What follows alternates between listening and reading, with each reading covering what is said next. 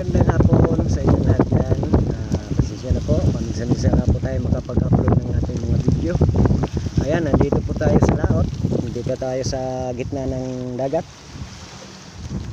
Ayan, kikita nyo, inabot po tayo ng unos. Ayan, mabagat po, takas. Timing naman po, nakarating tayo dito sa Bintol. Nakakit na po tayo. Yung isang pangkawit namin nalaglag, timing nandito tayo at nasagip po natin, nakuha natin. Doon ko siya ilinagay kasi ang hangin papunta doon, para hindi siya sumapit dito sa mga kawayan sa loob ng dito na yan. Ayan, malakas ang hangin. Ito yung pandong ng busero dito. Talaga kumakaway-kaway. Ayan, kagabi po nakakuha po tayo ng, marami po tayong kuha kagabi. Apat na pong salop ang nakuha namin kagabing dilis. Ayan, dito namin sinilid. Ayan, dyan namin pinasok. At yung may green na yan, ayan, may pantalya na yan, ilaw po yan.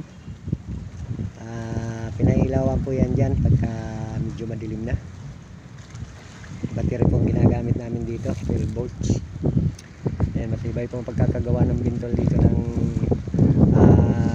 mayari. Ayan. Ayan, shoutout nga pala sa inyo lahat. Ayan, sa lahat ng mga sumusubaybay at saka nakakapanood ng mga video natin, mga bago natin video. Mga content po natin, halo-halo lang sa dagat o kaya sa iba, sa trabaho natin.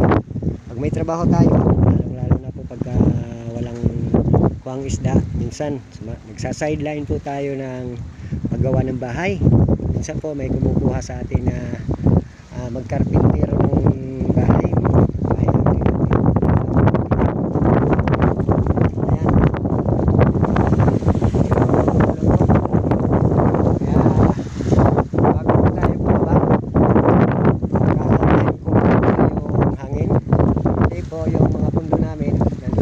Sa unahan na yun, nagdoon pa sa laot na yun.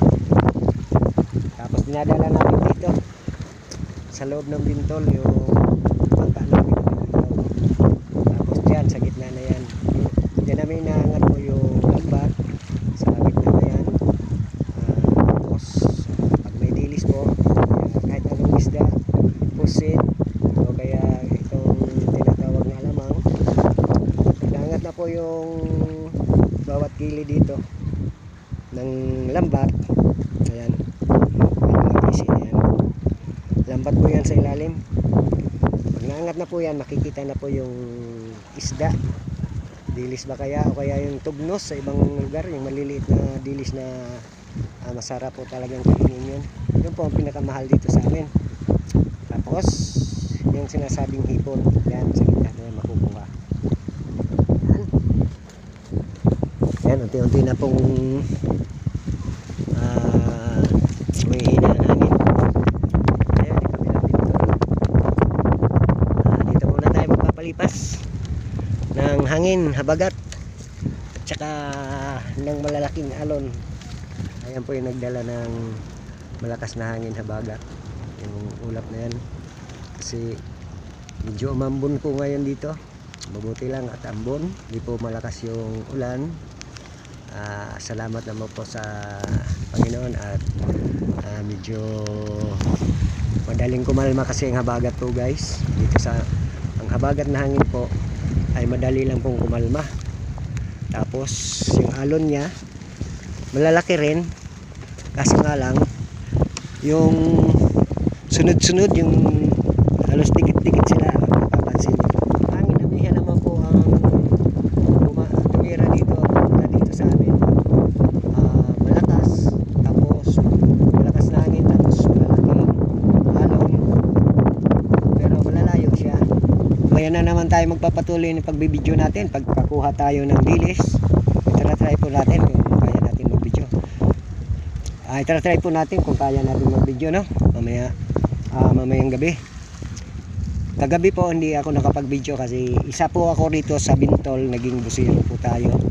Tapos nahihirapan po tayo video kasi iba yung naghahatid ng isda doon sa playa. Doon dinadala doon. Ayun. Ayan. May isa na tayong kasamang nagsasagwan. Medyo makalma-kalma na. Kaya na yung alon. Ayun, may nakapundo na rin dyan. Ayan. Yan. Isindihan mamaya-maya yung ilaw niyan. Masyado pang maliwanag. Sayang naman yung battery. Madaling malulubat. Sitap king.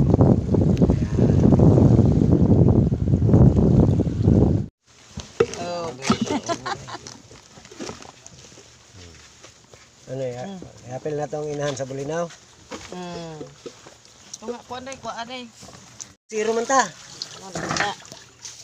Anak ko mag-video na nga wala na. Lara, mga na ito ha na mo ha.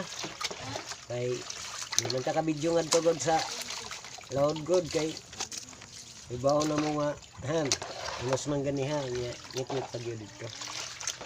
Dara o. Muna inhayos bulinaw o.